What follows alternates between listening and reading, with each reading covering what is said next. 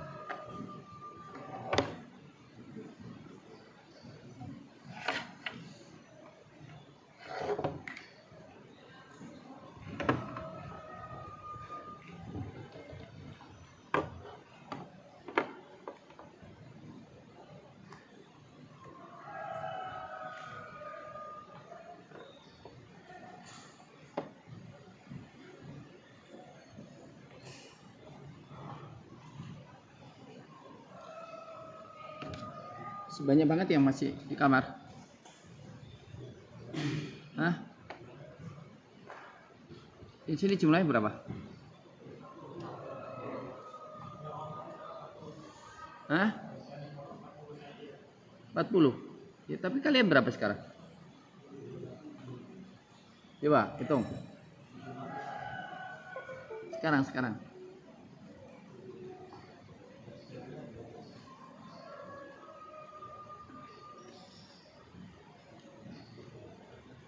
Masih banyak yang belum kan?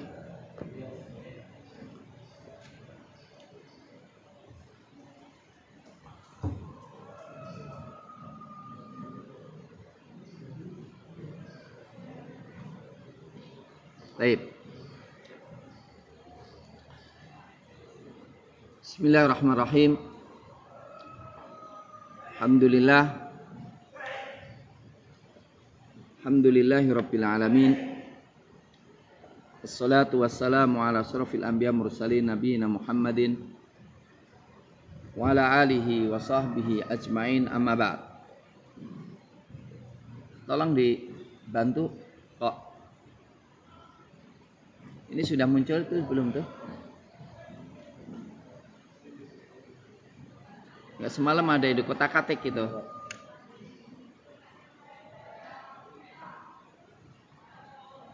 Duplicate. Malam udah diduplikatkan juga ya, itu ya. Mungkin ada yang otomatis. Ya.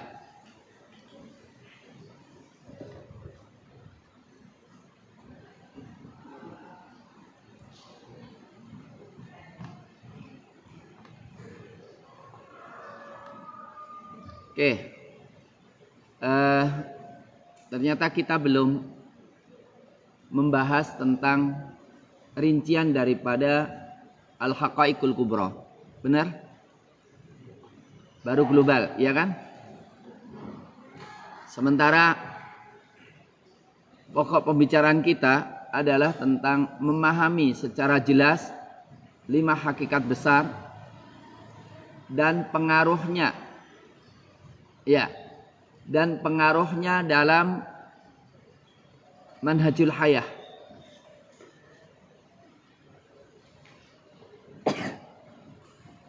Pengaruhnya dalam konsep hidup. Pengaruhnya dalam sikap. Dan pengaruhnya dalam pergerakan. Untuk itu kita ingin mengoreksi pemahaman kita tentang uluhiyah sebagai poros kehidupan kita. Hidup kita ini mengenal siapa ilah kita. siapa zat yang kita sembah? Apa sifat-sifatnya? Apa hak-haknya? Siapa sih sebenarnya dia? Ketika kita mengenal Allah, sekali lagi, ketika kita mengenal Allah, maka semua kehidupan akan baik. Dan ketika kita tidak mengenal Allah atau salah mengenal, ketika seorang tidak kenal Tuhan, tidak kenal ilah dan uluhiyahnya, ya kalau bahasanya tidak kenal Tuhan dan ketuhanannya, bahasa yang tepat tidak kenal ilah dan uluhiyahnya, dunia kiamat. Salah mengenal juga rusaknya dunia.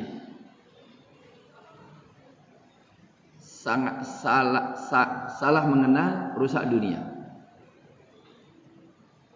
Mengenal dengan dangkal dan tidak sampai pada derajat keyakinan yang kuat juga trouble dalam kehidupan kita. Untuk itu, apa itu ilah? Secara sederhana kita mengatakan ilah kita Allah. Tapi kemudian kita bertanya, sudahkah kita mengilahkan Allah? Jangan-jangan ada yang lain yang kita ilahkan. Lihat nih. Sudahkah kita mengilahkan Allah? Ataukah uluhiyah ini malah kita berikan kepada selain Allah? Al-ilah itu sebetulnya mustaq, diambil dari kalimat aliha ya'lahu, ilahan wa ilahatan wa alihah. Apa arti aliha dalam arti kata kerja? Orang mengatakan, ini saya ambil dari Al-Mududi dalam bukunya Al-Kalimatul Arba'ah.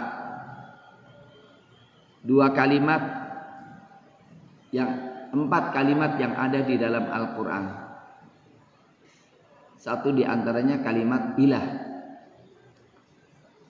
Beliau mengatakan asli kata daripada al-ilah adalah akar kata dari aliha. Aliha fulanun ila fulan, artinya sakana ilaihi. Aliha fulan kepada fulan artinya tenang hatinya kepadanya. Jadi ilah itu yang menenangkan hati.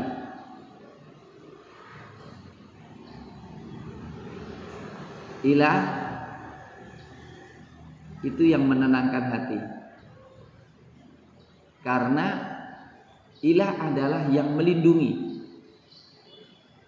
Dari kata aliha fulanun bi fulan, fulan itu mengilahkan fulan jika istajara bihi, minta perlindungan kepadanya.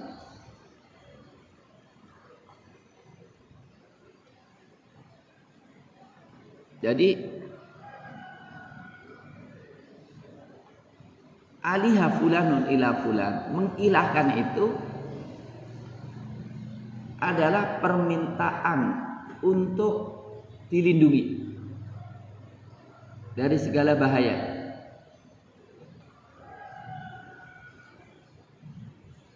Dan bahasa kita istighothah, minta pertolongan.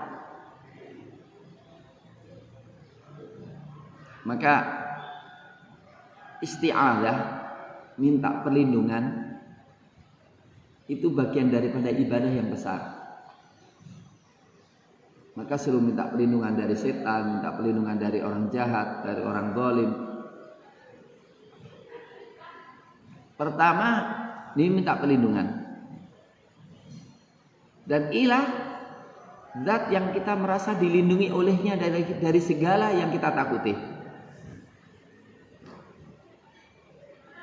Dan ilah itu menjadikan hati kita tenang. Kenapa? Karena merasa dilindungi.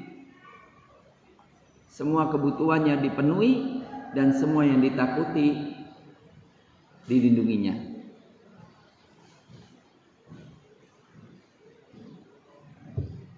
Maka kemudian aliha fulanun bi fulan wuli'a bihi. Wuli'a. Ini wuli'a ini cari bahasa Indonesianya sulit banget. Artinya dia sangat gandrung. Dia merasa tidak bisa berpisah dengannya walaupun sedetik pun. Kayak orang sedang kegandrungan dengan seorang, nggak bisa lupa satu kejap pun, dan merasa tidak ada arti hidupnya kecuali dengannya.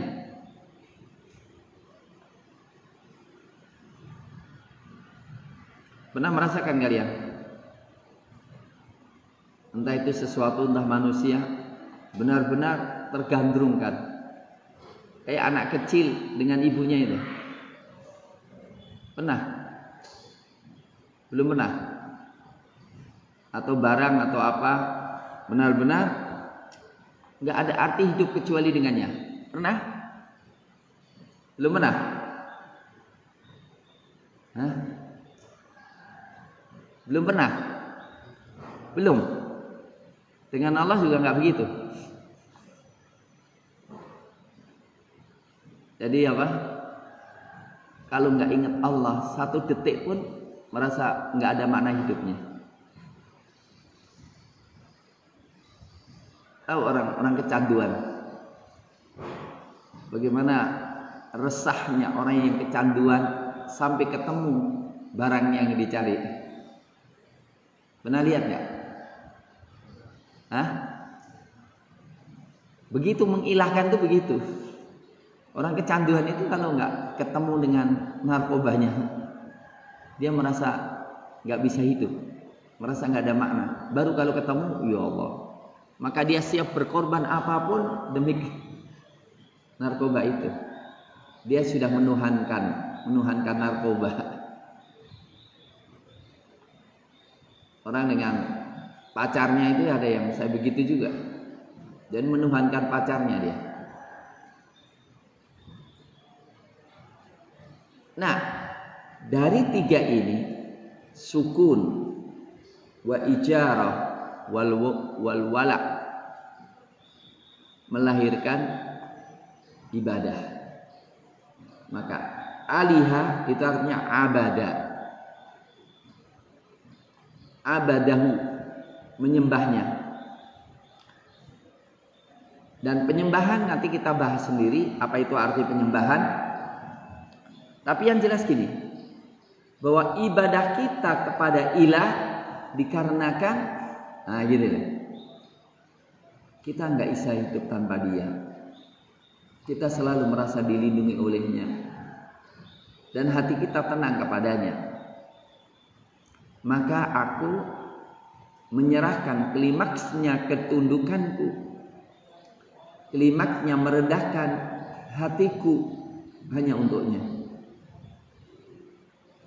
Ibadah itu kan klimaknya ketundukan, klimaknya merendahkan hati, disertai klimaknya cinta, harapan dan rasa takut. Pertanyaannya, apakah kita kepada Allah sudah demikian? Sudahkah kita menyembahnya atas dorongan rasa ketidak ada makna hidup tanpa dengannya?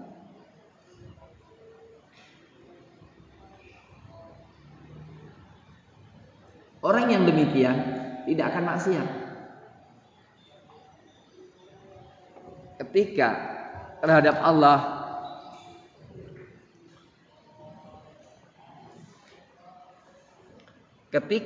Allah dia merasa tidak ada mana hidup kecuali dengannya, dan hanya dengannya dia terlindungi. orang seperti ini tidak maksiat kepada Allah. Orang semacam ini semua perintah Allah akan dijalankan, semua larangannya akan ditinggalkan, aturan-aturan akan ditegakkan. Kalaupun terkalahkan oleh nafsunya, sebentar dan cepat kembali kepadanya. Untuk itu, semua bentuk kemaksiatan, semua bentuk kekufuran, berangkatnya dari apa? Lemahnya kenal dengan Allah. Ingat, semua kemaksiatan itu karena tidak kenal dengan Allah. Maka Allah menamai orang maksiat itu orang bodoh. Innamat taubatu 'alallah lilladzina ya'maluna su'a bijahalah. Ada yang salah paham. Berarti kalau kita maksiat kita tahu nggak ada tobat. Yang benar apa? Ada tobat nggak? Ada. Lebih jahalah itu maksudnya apa? Ya. Semua orang maksiat itu bodoh. Karena kebodohannya. Karena ilmunya nggak bermanfaat, jadi bodoh dia. Maka saya katakan, kalau kita maksiat berarti ma'rifah qalbiyah kita, mungkin akliyahnya iya kenal, tapi qalbiyahnya nggak kenal. Semua bentuk kemaksiatan, semua bentuk penentangan karena kebodohan. Umpamanya, undang-undang di Indonesia berlawanan nggak dengan perintah Allah? Banyak nggak yang berlawanan? Berarti bodoh, nggak kenal dengan Allah. Coba kalau kenal dengan Allah, nggak akan menetapkan undang-undang yang berlawanan dengannya.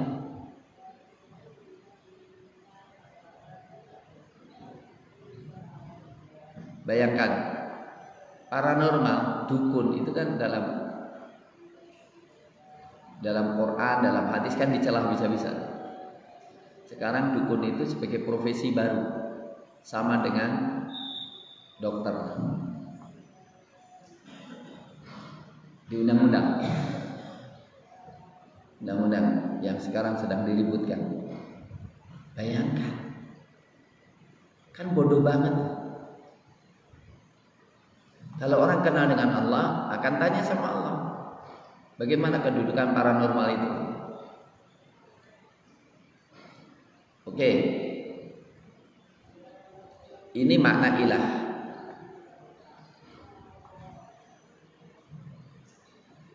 Mana? Maka kalau kita menyimpulkan hakikat ilah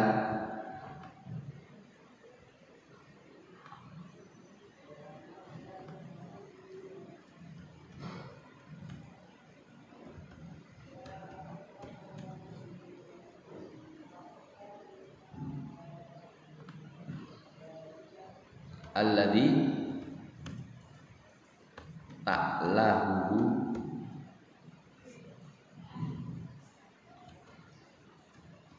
qulubul ibadi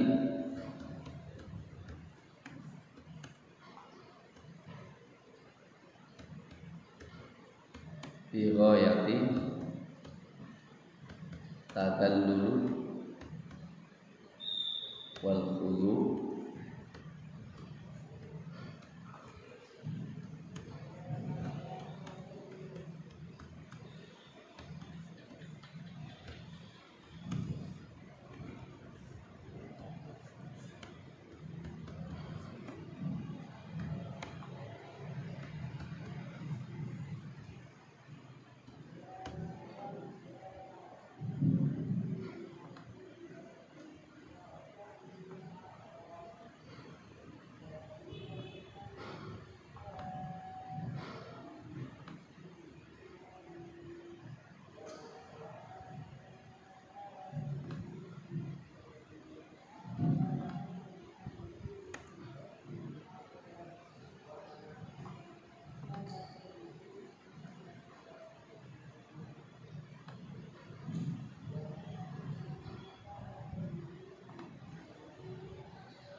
Nah ini. Jadi ilah itu apa? Alladzi ta'lahu qulubul ibad. Zat yang mengilahkan, gandrung kepadanya, tertuju kepadanya, mempersembahkan kepadanya qulubul ibad, hati-hati hamba, bi ghayati tadallul, dengan klimaknya merendahkan diri, wal khudu, dan ketundukan, ma'a kamalil mahabbah, bersama kesempurnaan cinta, war raja, dan harapan, wal khauf, dan rasa takut. Sekarang kita tanya kita masing-masing, apakah kepada Allah kita sudah demikian? Kalau dikatakan ini perintah Allah, langsung reflektif, sami'na wa ata'na, dengan penuh bahagia, dengan penuh senang, dengan penuh ketenangan, dengan penuh keyakinan. Ini larangan Allah, langsung berhenti. Ini aturan Allah, langsung ditegakkan. Kenalilah Allah, berikanlah kepadanya sikap demikian itu. Kalau belum, berarti belum kenal dengan Allah. Perlu banyak mengenal Allah. Contoh sederhana ya. Kalau seseorang dikasih perhatian terus, kasih mobil, kasih kendaraan, kasih HP, kasih duit, kasih makanan terus, orang itu jadi cinta nggak pada yang ngasih? Hah? Dilindungi, diperhatikan, tunduk nggak? Pertanyaan, ketundukan kita kepada Allah mengalahkan nggak ketundukan kita kepada orang yang semacam ini? Sederhana saja. Bagaimana respon kopral terhadap atasan?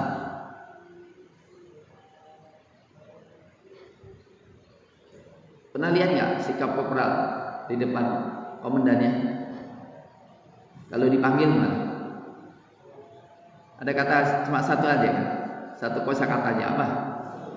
Siap. Kenapa kok begitu?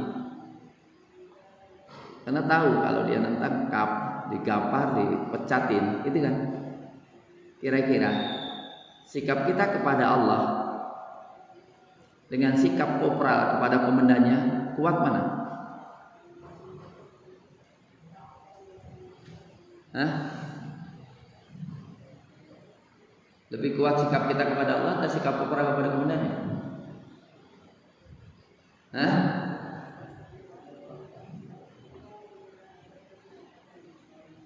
Mestinya apa? Kepada Allah lebih kuat. Tapi real? Ternyata tidak seperti itu. Ya. Contoh lagi. Kalian lihat bagaimana ketundukan dan pasrahnya seorang pasien kepada dokter. Ketika orang kepada dokter, banyak tunduknya atau ada yang menentangnya? Hah? Buka bajumu, langsung buka nggak?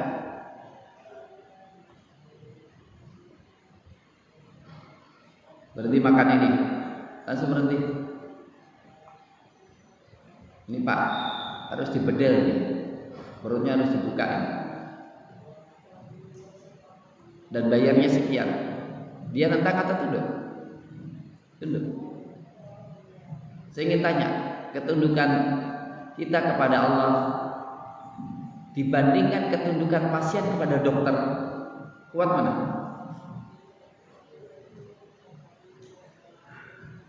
Berarti kalah dong. Jadi ketundukan kita kepada Allah kalah dibanding ketundukan Padahal ilmunya Allah dengan ilmunya dokter, kekuatan Allah dengan kekuatan komandan, nggak bisa disamakan, nggak bisa dibandingkan. Tapi kenapa terjadi?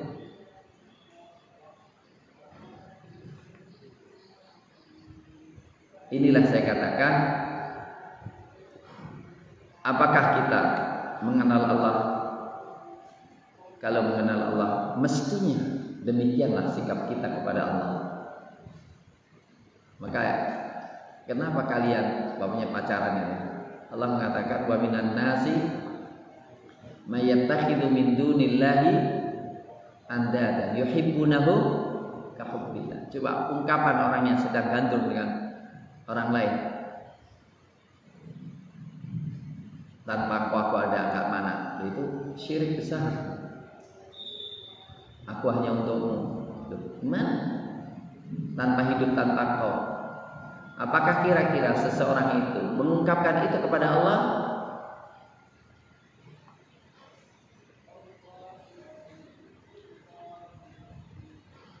Jadi masalah krusial nggak? Masalah penting nggak masalah ini?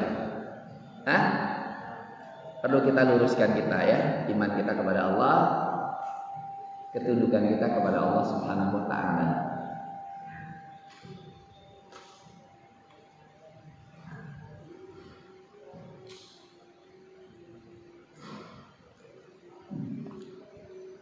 Kenapa orang bisa tunduk kepada manusia sedemikian hebatnya? Adakah sebab-sebab itu pada diri Allah? Kita lihat pengarahan hakikatul uluhiyah, penghambaan. Itu pertama dalam Quran. Pertama, Allah diyakini satu-satunya zat yang menciptakan. Sumber semua kenikmatan kan dari ciptaan. Coba kalau kalian nggak diciptakan oleh Allah, kalian nggak bisa menikmati apa-apa. Semua ciptaan itu hak prerogatif Allah dan Allah yang bisa melakukannya. Artinya keberadaan kalian itu karena Allah.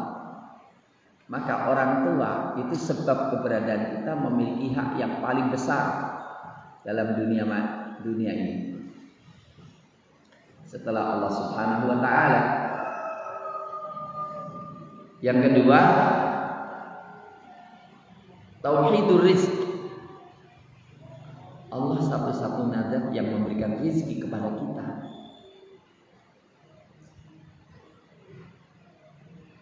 Semua yang kalian butuhkan, yang harganya tidak terbatas, itu dari Allah. Dan kalian selalu memerlukan, dan semuanya itu fasilitas dari Allah. Satu aja, darah mengalir itu kalau berhenti gimana? Satu detik aja, nggak ngalir ke otak, kira-kira gimana?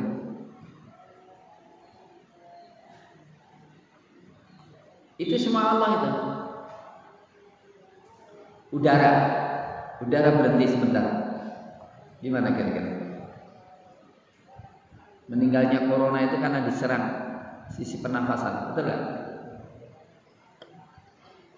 Dirusak, paru-parunya nggak bisa bernafas, langsung anfal.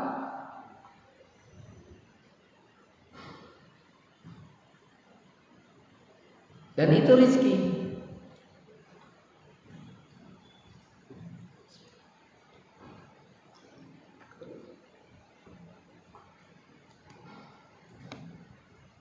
Dan tauhid tadbir yang mengatur, membikin keteraturan itu Allah. Alam semesta ini teratur karena Allah yang mengaturnya. Alam semesta ini semuanya mendapatkan rezekinya. Wa ma min dabbatin fil ardi illa 'alallahi rizquha. Dan semua alam ini ada karena Allah. Dan tidak mungkin ada kalau Allah tidak menghendakinya. Maka wajar dong Allah yang diibadahi itu uluhiyah Allah. Uluhiyah adalah zat yang memiliki hak untuk diibadahi. Uluhiyah adalah hak untuk diibadahi.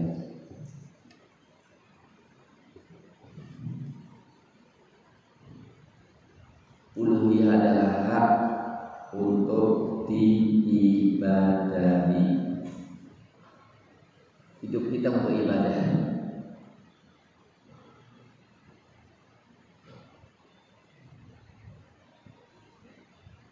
Kepada Allah Subhanahu wa Ta'ala. Kalau semua santri hatinya terikat dengan Allah, guru perlu capek-capek bangunkan enggak? Kalau ngoprek-ngoprek dibangunin, bangun, tapi kemana? Ngumpet. Di masjid diadain ternyata ngumpet gitu. Ya halakoh, jadi ternyata tidur, dibangun tidur. Setelah dicari halakoh nggak ada, ternyata berlama-lama di kamar mandi habis selesai. Coba kalau bocah ini kenal Allah, mungkin nggak gitu? Nggak perlu. Nggak ada buli-bulian, nggak ada geng-gengan, nggak ada lompat pagar ya. Kita tanya, yang lompat pagar itu kira-kira pas lompat itu ingat Allah nggak? Jadi kalau orang ingat Allah dan tahu lompat pagar itu nanti masalahnya panjang, kira-kira lompat pagar nggak? La yazni hina yazni, la yazni zani hina yazni wa huwa mu'min.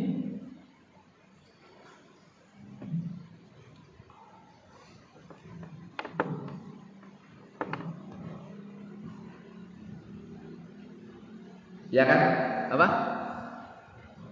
Tidaklah berzina orang yang berzina ketika berzina dalam kondisi beriman. Betul kan? Orang yang beriman zina? Ya. Nah ketika zina itu apakah sudah kafir? Apakah orang berzina dihukum kafir? Tidak. Tapi pas zinanya itu dia bukan dalam kondisi beriman sebetulnya. Betul? Betul? Mari dikatakan iman itu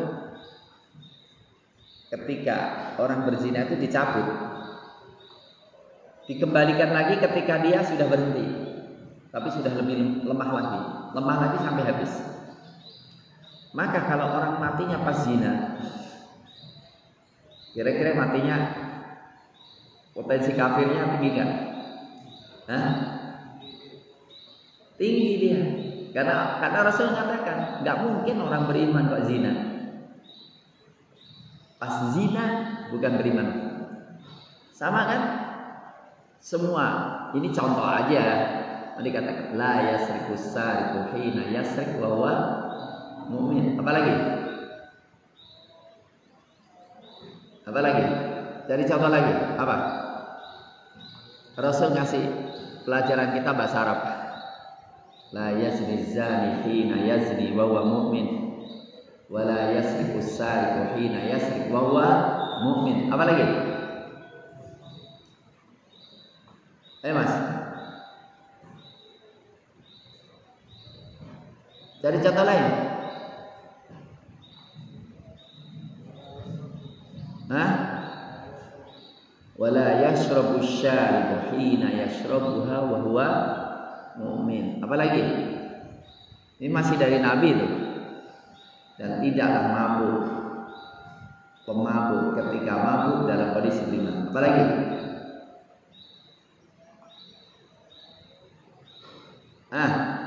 Cari contoh lagi apa?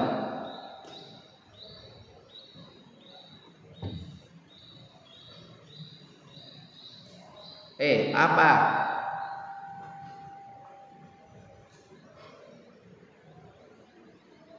Bisa mikir ya? Apa?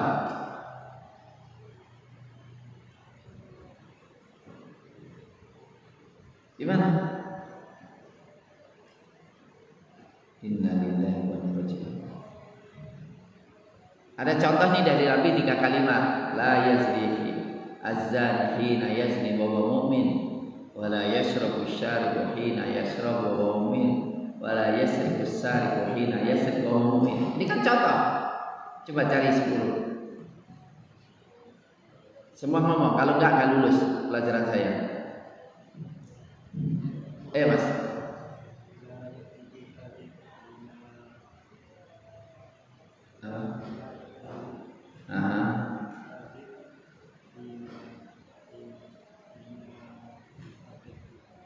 Ina. Ya, la yakdzibul kadzib. La yakdzibul kadzib. Ina yakdzib wa huwa mu'min. Tidak mungkin orang berdusta, pendusta ketika berdusta dalam kondisi beriman. Benar?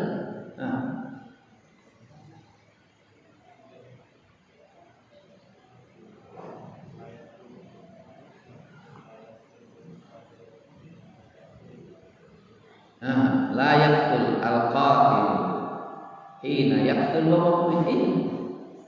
Enggak mungkin orang membunuh saudaranya. Tidak mungkin seorang membunuh ketika membunuh saudaranya dalam kondisi iman. Go.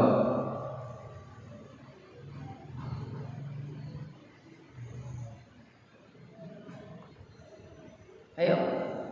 Betul.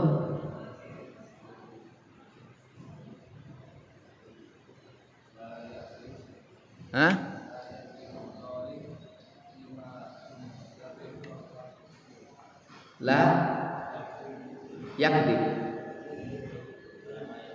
La yadzlim atau la yakdzib? La yadzlimu dzalimu hina yadzlimu wa mu'min. Iya, terus.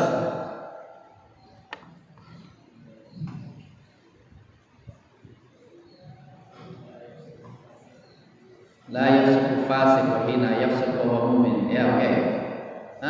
Silakan.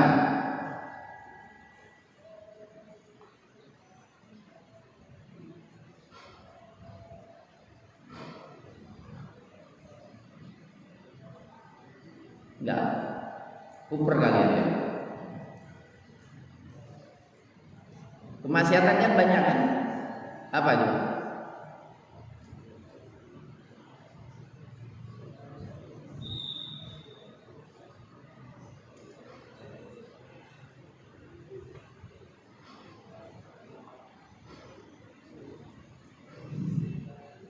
La yakunu kha'in hina yakhinu atau hina yakunu mu'min. Tidak akan berkhianat sama yang berkhianat dalam kondisi beriman.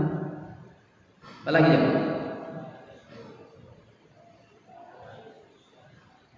La yasriku. La yusyrikul musyriku billahi. La yusyrikul musyriku billahi illa huwa mu'min. Dan begitu seterusnya. Iya.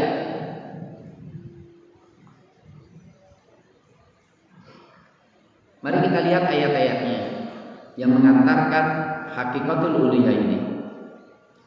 Allah berfirman surat Al-Baqarah 163 dan masih banyak, ini contoh aja ya. Silakan nanti cari ayat-ayat yang lain. Wa ilahukum ilahu wahid. Ilah kalian itu satu ilah. La ilaha illallah. Tidak ada ilah yang berhak disembah kecuali Dia. Ar-Rahmanur Rahim. Masya Allah. Ilah kita tidak double, satu saja. Dan Dia sangat sayang. Dan Dia sangat murah. Ilah kalian satu, bukan tiga. Kalau ada orang Kristen yang ngomong kepada kalian dengan mengatakan, Mas, engkau nyembah berapa Tuhan? Satu. Saya nyembah 3 Tuhan aja, tapi miskin, apalagi engkau. Saya nyembahnya 3 Tuhan, masih miskin. Apalagi kau yang cuma 1 Tuhan, miskin apa pantas kau? Jawabannya apa kira-kira?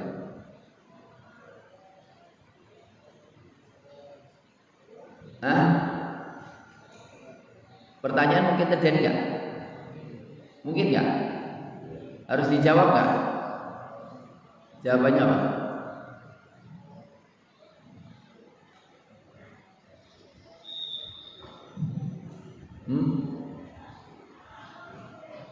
Hah? Ya keras gitu loh.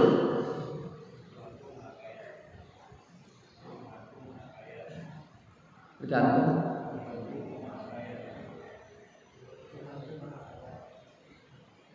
Oh, tadi katakan, pantas kan nyembah Tuhan miskin itu. Aku 3 Tuhan aja.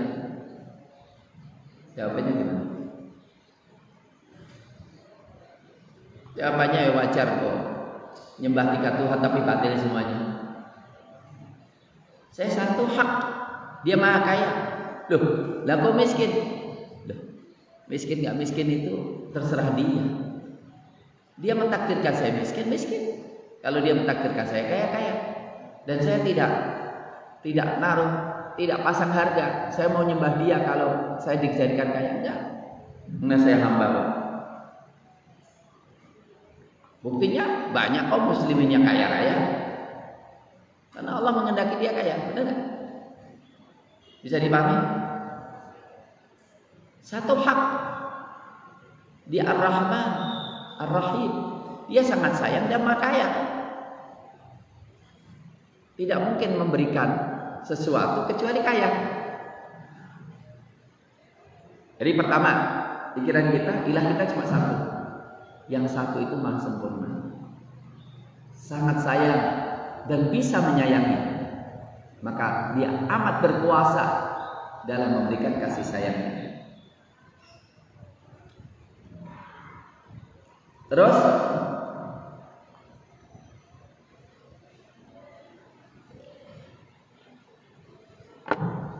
logika ilah. Jadi bagaimana kita, apa logika kita mengilahkan Allah dan menjadikan satu-satunya ilah? Dalam surat Al-Baqarah ayat 22 jelas, ya ayyuhan nasu budu rabbakum. Manusia, sembahlah Rabb kalian. Yang berhak disembah siapa? Rabb. Rabb itu apa? Yang berhak menjadi Rabb apa? Alladzi khalaqakum walladzina min qablikum. Rabb itu yang menciptakan kalian dan menciptakan nenek moyang kalian. Jadi pertama, yang berhak menjadi Rabb apa?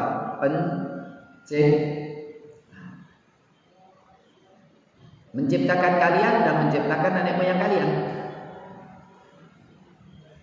La'allakum tattaqun.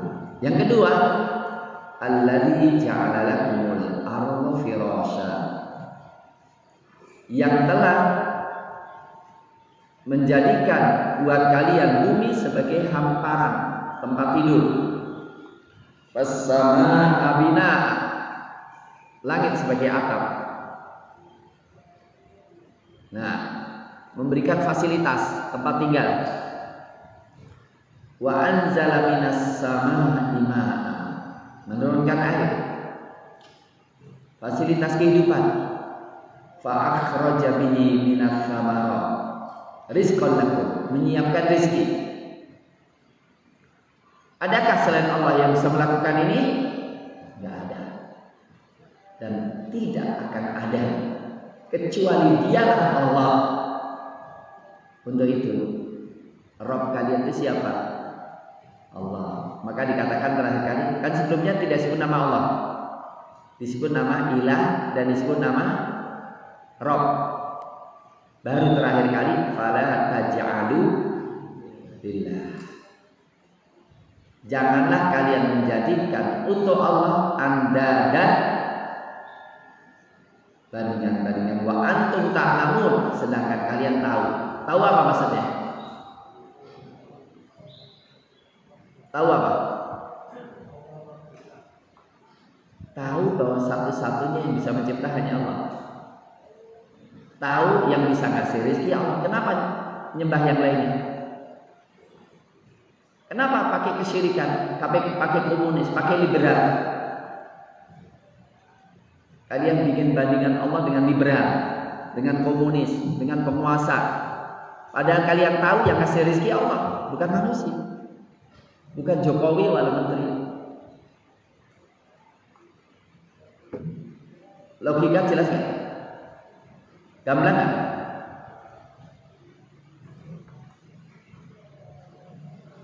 Jangan sampai kita itu mencari bandingan selain Allah, sementara kita tahu bahwa yang berhak menjadi ilah hanyalah Allah Subhanahu wa ta'ala.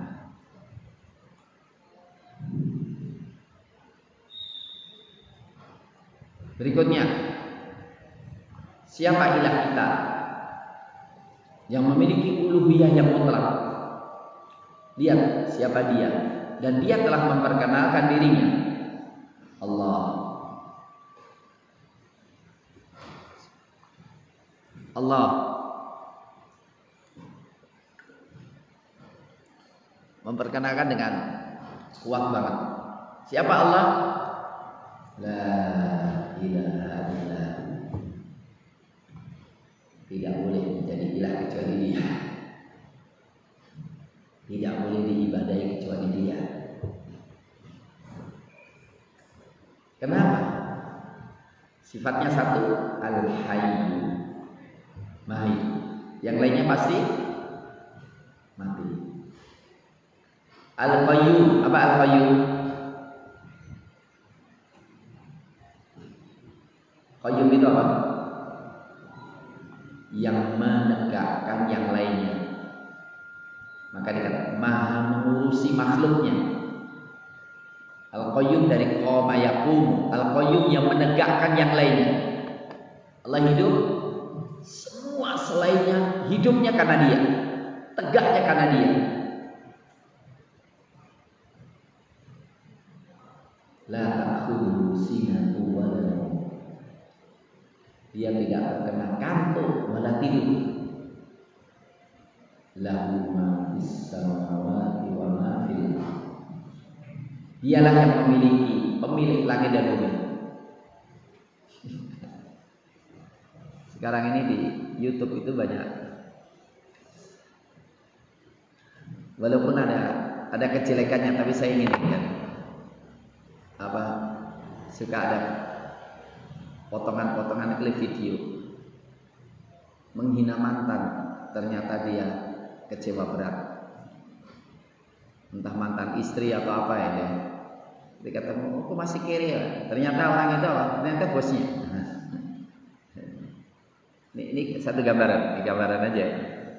Jadi dia menghina temannya, dia kadang-kadang temannya, teman sekolah di reuni. Dia penampilannya apa? Masih miskin, dasar pesantren segala macamnya. Ternyata apa? Ketika dia ingin melamar di suatu tempat perusahaan besar dan datang ke rumahnya bosnya yang besar itu, dia dapatkan temannya masih bersihkan kebun. Oh, kok tukang kebun ternyata ya. Nah, kemudian dasar jadul sekarang miskin gitu. Lah kok butuh apa? Enggak, saya ingin butuh ini, butuh bosmu. Oh, tunggu sebentar ya. Terus akhirnya nemui dia juga. Loh, aku butuh bosmu, bukan butuh. Ya saya ini pemiliknya. Biasanya kalau setelah itu gimana? Mohon maaf saya, gitu kan? Ya. Lah sekarang gini, Allah mengatakan, Anda itu ingin cari apa di dunia? Semua itu milikku kok. Kenapa kita menentang Allah sementara semua milik Allah? Bisa dipahami? Gambarannya banyak banget ya. Sekarang YouTube itu memberikan gambaran. Saya katakan orang itu akan langsung ciut ketika yang di depan pemiliknya, dan akan merendahkan ketika yang depannya adalah ya dikiranya hanya jomwa sate ini. Nah, Allah Subhanahu wa ta'ala memiliki alam semesta. Lahu ma fis samawati wa ma fil ardh. Man dzalladzi yashfa'u 'indahu illa bi'idznih. Kenapa?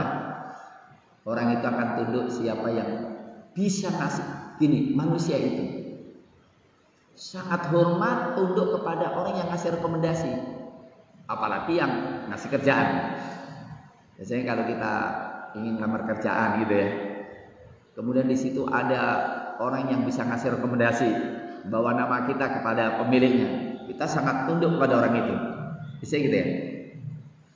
Maka dulu itu apa? Sekpri itu hanya orang yang kena sekprinya itu pesan-pesan, tolong ya, sambil ngasih duit, gitu kan? Tolong saya ditemukan oleh sekpri. Baik ya. Jadi dia ingin ketemu sekpri untuk ngomong kepada menteri supaya dikasih kerjaan. Orang yang kenal dengan sekpri itu sudah dapat duit. Artinya apa? Orang itu sangat tunduk kepada orang yang punya akses. Bisa dimana? Ini bukan yang punya akses, ini yang punya akses. Ini yang memiliki segala-galanya. Maka Allah menegaskan, lahu ma fis samawati wa ma fil ardh. Maka man dzalladzi yashfa'u 'indahu illa bi'idznih. Enggak bisa kasih rekomendasi kecuali dengan izin Allah. Ya'lamu ma baina aydihim wa ma khalfahum wa la yuhituna bi syai'in 'min 'ilmihi illa bima syaa'. Kalian tidak akan bisa menguasai ilmu Allah kecuali dengan izinnya. Wasi'a kursiyyuhus samawati wal ardh wa la ya'uduhu hifdhuhuma wa huwal 'aliyyul 'azim. Kursi Allah itu luasnya meliputi langit dan bumi. Tadi katakan apa? Luasnya kursi Allah itu seperti apa? Kursi Allah dibandingkan dengan 7 langit 7 bumi seperti tameng perang itu. 7 logam 100 rupiah diletakkan di sini. Tamengnya itu kursi Allah. 7 logam itu adalah 7 langit 7 bumi. Kecil banget. Adapun kursi Allah dengan arsy Allah, kalian perhatikan 7 langit 7 bumi nggak ada apa-apanya dibandingkan kursi Allah. Sekarang kursi Allah dibandingkan arsy Allah itu seperti 100 rupiah dilemparkan di tengah-tengah lapangan.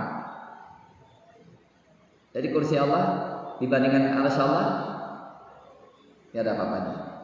Kalau gitu bumi letaknya di mana? Di titik apa? Dalam bandingan itu, bumi bisa nggak dimunculkan dalam titik? Terlalu kecil. Nah, kalau Ibn Abbas, pondok Aliyah, nggak ada apa-apanya sama sekali. Ini menunjukkan apa? Sehebat apapun Anda, kalau dibandingkan dengan yang lebih hebat, wujud aja nggak ada. Betul? Maka kalau kita dibandingkan dengan Allah tanpa mengakui Allah, eksistensi aja nggak ada sama sekali. Anda ada karena Allah. Maka kalau Anda mengingkari Allah, Anda nggak ada apa-apanya. Ini penting untuk kita perhatikan. Ya kan, kalau kita bikin peta, dibandingkan yang lebih besar lagi, titik aja mungkin nggak ada. Ya, kalau titik terlalu besar kan. Sekarang gini aja, matahari kita ini dibandingkan matahari-matahari yang lain itu titik aja nggak bisa. Lah kalau sekarang matahari yang tadi sangat besar tadi dibandingkan dengan yang lebih besar lagi, titik aja nggak bisa. Lah terus yang tadinya titik gimana? Hilang pun nggak berhak.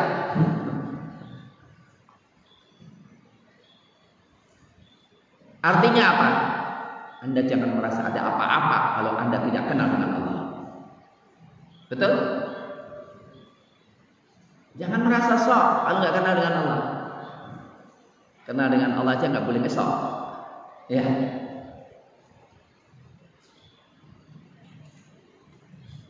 Maka sombongnya sombong, tawaduk dikit gitu ya. Kalau orang sekarang sombongnya udah terlalu banget ya, bener kan?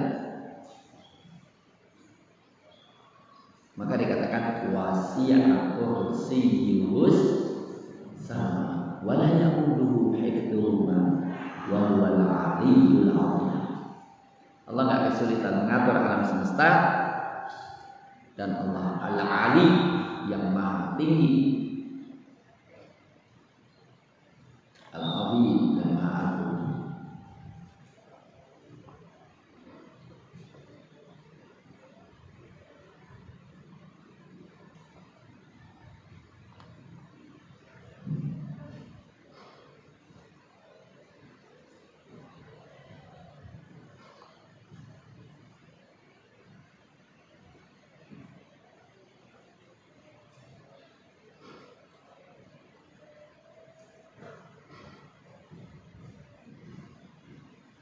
Tuh.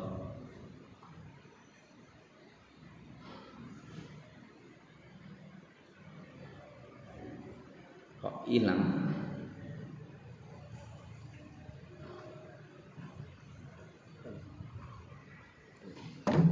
Ini tadi tak tampilkan malah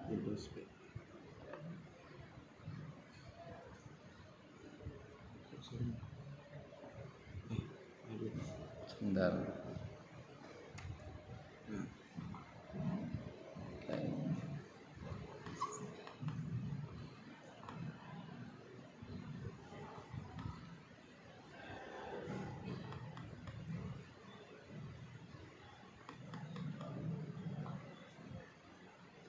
Ini yang hilang, poinnya sembunyi.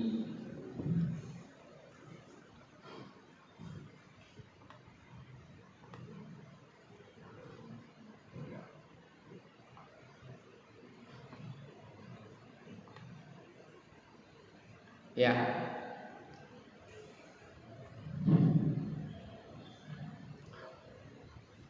Coba kita lihat ayat berikutnya.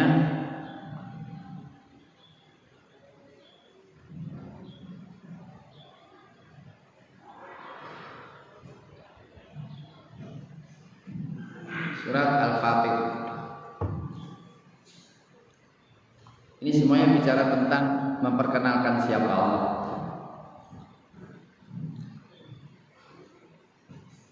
Semuanya untuk menguatkan Anda tidak bisa lepas dari Allah, gitu kan? Dalam segala kondisi, ilah kalian karena memang satu-satunya hanya Allah. Ma yaftahillahu lin-nasi min rahmatin fala mumsika. Apa yang Allah buka untuk manusia dari rahmat, tidak ada yang bisa mengganggu. Sekarang ini Allah baru kasih banyak rahmat ke Turki. Karena Turki banyak berkorban. Ya Allah, ditemukan gas, ditemukan kekayaan alam yang tadinya itu kontrak sama Amerika untuk nyari, nggak dapat. Udah habis duitnya, habis banyak banget, nggak bisa apa-apa. Tiba-tiba bergeraklah orang Turki sendiri, dibantu 12 orang Indonesia menemukan gas dan ditemukan. Artinya apa? Kalau Allah ingin membuka rahmat, sangat mudah sekali. Yang tadinya miskin langsung kaya raya. Tapi kalau Allah akan memiskinkan lagi, maka ada gambaran kan? Ada 3 orang, yang satu buta, yang satu apa? Sepak, yang satu buta. Didatangi malaikat, kemudian didoakan kesembuhan semuanya, kemudian dikasih kekayaan yang paling dia sukai, menjadi kaya raya kan? Ini seperti Turki ini dahsyat luar biasa. Maka Turki ini insya Allah tahun 2005 atau 2007, enggak, tahun ini di sana ada selat yang menurut perjanjian itu milik bersama, milik seluruh dunia. Sekarang kembali kepada Turki. Pada semua kapal perdagangan harus melewati situ. Berapa kayanya itu? Allah kalau mau membuka rahmat, nggak ada yang bisa menahan. Tapi wa ma yumsik, kalau Allah sudah nahan, fala mursila lahu min ba'di. Anda maksiat, tahan itu rahmat itu, nggak bisa apa-apa kita. Wa huwal azizul hakim.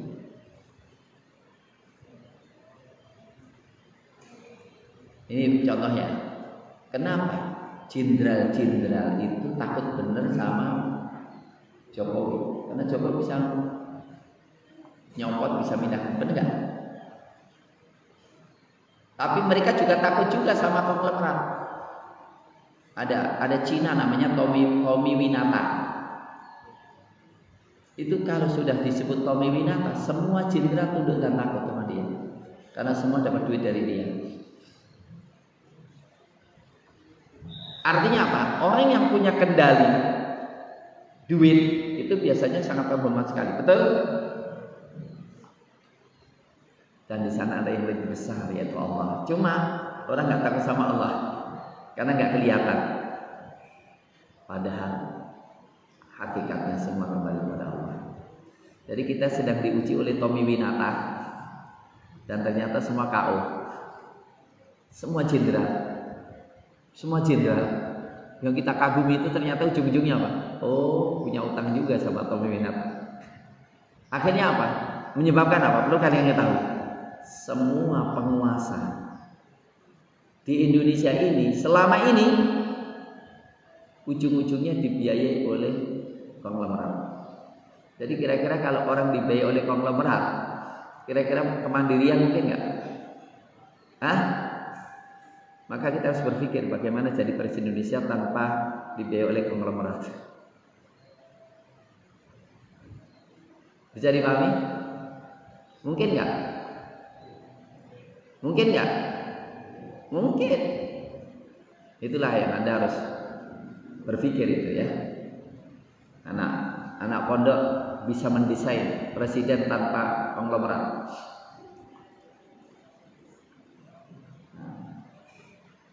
Tapi harus rajin mikir gitu loh. Jangan pasif gitu loh. Ini pelajaran thaqafah ini pelajaran orang yang harus banyak ngomong, banyak berpikir, banyak ngomong, betul nggak? Nggak boleh pasif, diem.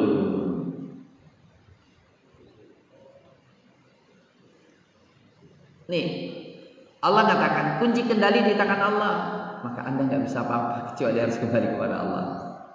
Kalau minta aja kepada Allah. Ya ayyuhan nasu dzkuru ni'matallahi 'alaikum. Hal min khaliqin ghairullah yarzuqukum minas samaa'i wal ardh. Manusia, ingatlah nikmat Allah atas kalian. Adakah seorang pencipta selain Allah yang bisa memberikan rezeki kepada kalian dari langit dan bumi? Tidak ada ilah. Penutupan kan gitu kan? Ternyata nggak ada yang kasih rezeki kecuali Allah. Yang megang kendali hanyalah Allah. Maka pantas dong. Tidak ada ilah kecuali Allah. Fa'anna tufakun. Ini penting. Kenapa kalian dipalingkan? Yang dipalingkan itu siapa? Orang kafir atau kita? Mungkin nggak kita termasuk ayat ini? Kenapa hati kita itu lebih cenderung kepada manusia, kepada makhluk daripada kepada Allah?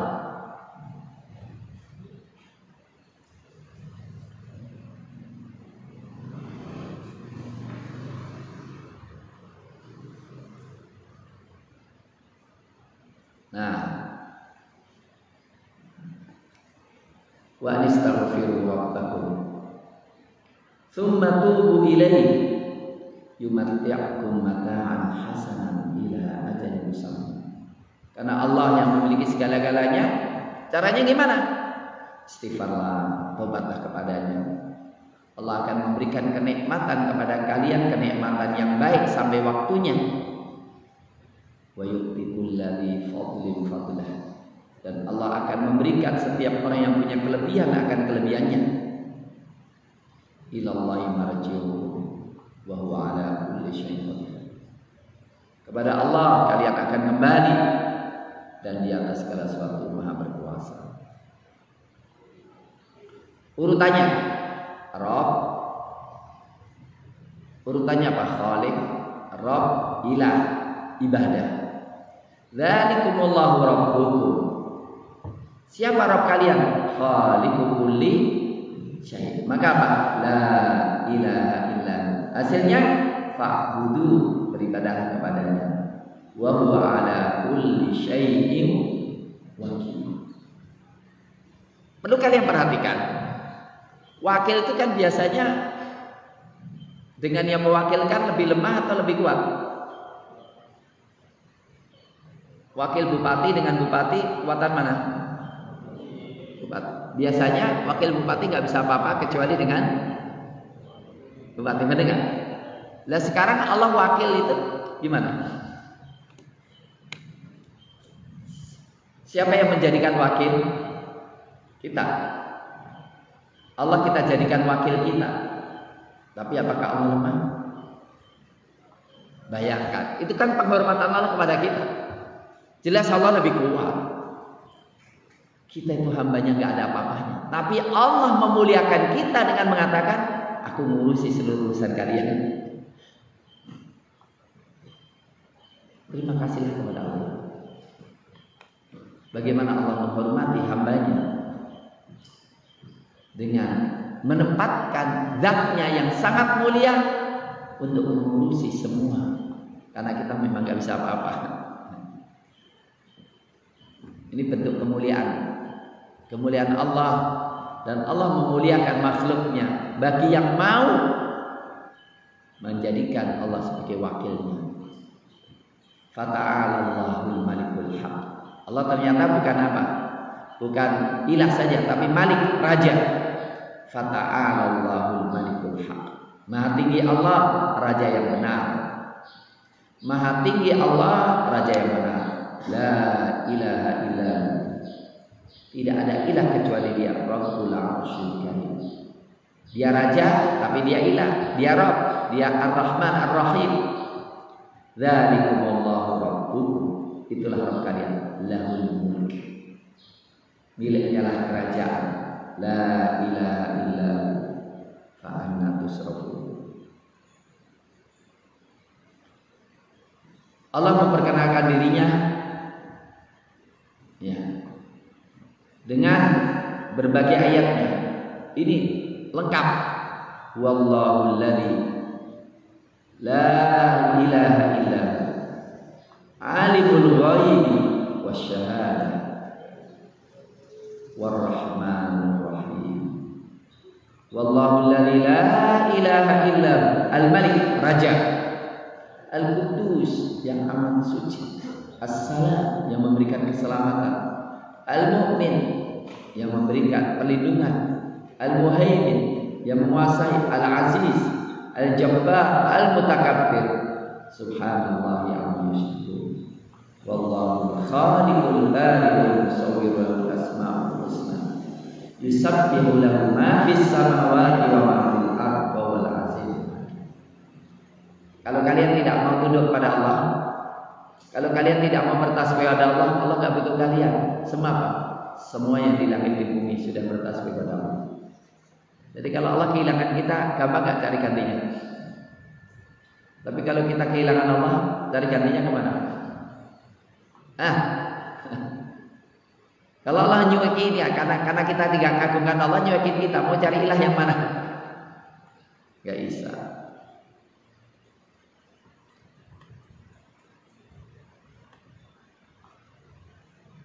Nah, di sini ilah itu mestinya Allah. Tapi ternyata ada orang yang menjadikan selain Allah sebagai ilah. Di antaranya apa? Hawa nafsu. Orang itu lebih taat kepada nafsunya daripada kepada Allah. Afara'aita man ittakhadha ilahahu hawa. Apa engkau tidak memperhatikan orang yang menjadikan hawa nafsunya sebagai ilahnya? tunduk patuh nuruti hawa nafsu. Orang semacam ini ada disfungsi dalam dirinya, ilmunya nggak bermanfaat. Wa adallahu ala ilmi. Allah sesatkan dia dalam kondisi dia berilmu. Wa khatama ala sam'i wa qalbi. Allah mengunci pendengarannya dan hatinya. Wa ja'ala ala basarihi ghishawa. Dan Allah menjadikan basornya ada sumbat. Faman yahdihi min ba'dillah. Siapa yang menunjuki dia selain Allah? Afala tadhakkarun? Apakah kalian tidak mengambil pelajaran? Kenapa? Kenapa kok hawa nafsunya jadi ilahnya? Karena materialistik. Wa qalu ma hiya illa hayatun dunya wa namutu wa nahya. Mereka katakan hidup mati cuma dunia ini, setelah itu habis. Maka hidupnya itu materi. Jadi musuh kita yang paling berat adalah musuh material di sini. Termasuk anak santri kadang-kadang lanjutin sekolah dicari yang prospek duitnya cukup besar. Gitu nggak kira-kira? Hah? Ada yang gitu nggak? Walaupun nggak semuanya, tapi mungkin ada ya. Jadi melanjutkan kuliah bukan apa yang diperlukan oleh umat sehingga saya bisa memberikan khidmat, tapi prospek ke depan gimana?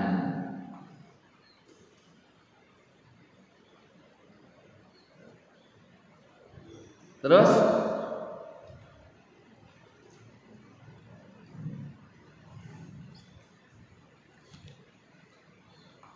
berikutnya adalah hadis. Ini saya mohon kalian hafalin dengan baik. Yaitu hamba emas, hamba rupiah, hamba duit. Hamba nafsu dengan hamba duit itu mirip-mirip. Ta'isa abdud dinar. Celakalah hamba dinar, hamba emas, hamba dolar. Ta'isa abdud dirham. Celakalah hamba real. Wa abdul khamisah, hamba pakaian. Wa abdul khamilah, dalam riwayat lain hamba furniture. Wa idza ta'isa wan takas in u'tiya radi. Kalau dikasih duit puas. Wa illam yu'ta sakhit. Kalau enggak dapat duit marah. Jadi semua itu mau kalau ada duitnya, kalau enggak marah. Ta'isa wan takas, celaka dan tersungkur. Wa idza syika, kalau kena duri, falan taqash, maka dia pun tidak bisa melepaskan durinya itu. Allah ingin melihat kita tidak terjebak dengan penampilan, tapi niat. Apa kata Nabi? Tuba li 'abdin. Sangat beruntung seorang hamba. Akhidun bi inani farasihi. Dia memegang pelana kudanya. Ash'at aghbar. Usut rambutnya, berdebu mukanya. Tetapi dia adalah orang baik. Kalau fa in kana fil hirasah, kalau ditakdirkan jadi satpam, kana fil hirasah, maka dia jadi satpam. Wa in kana fis saqah, kalau memang menjadi pasukan penyapu, fa huwa fis saqah, maka dia yang paling belakang. Ini sta'dan lam yu'dan. Kalau minta izin enggak diizinkan, wa in syaffa la tusyaffa. Kalau ngasih rekomendasi enggak diterima rekomendasinya. Orang ini ternyata apa? Lebih mulia di sisi Allah Subhanahu wa taala. Terus ya, karena waktu ini contoh saja, contoh pengaruh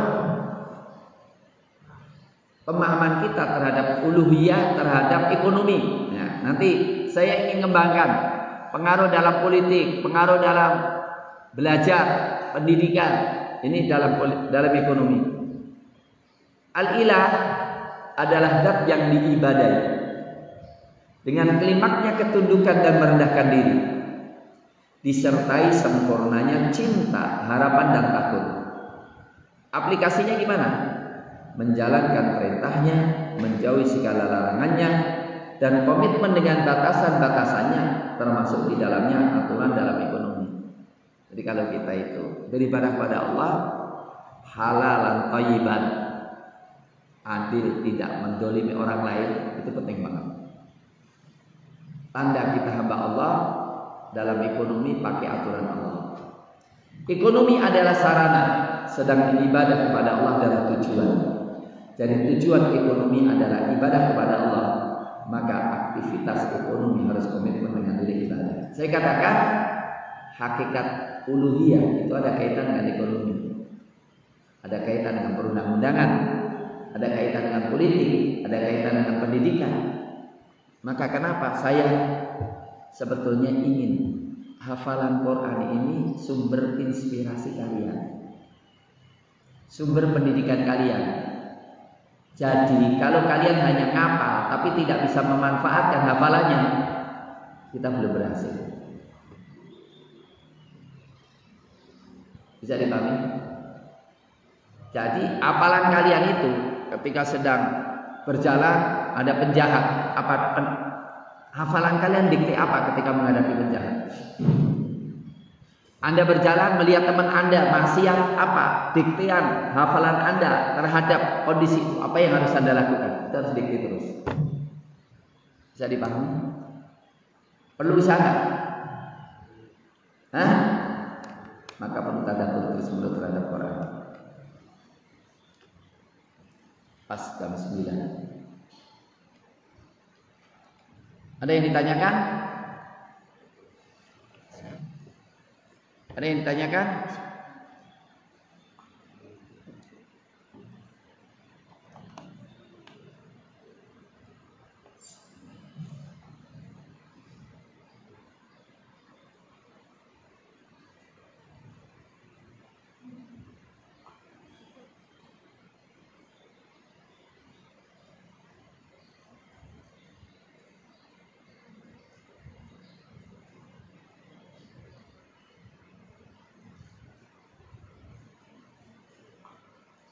Ya.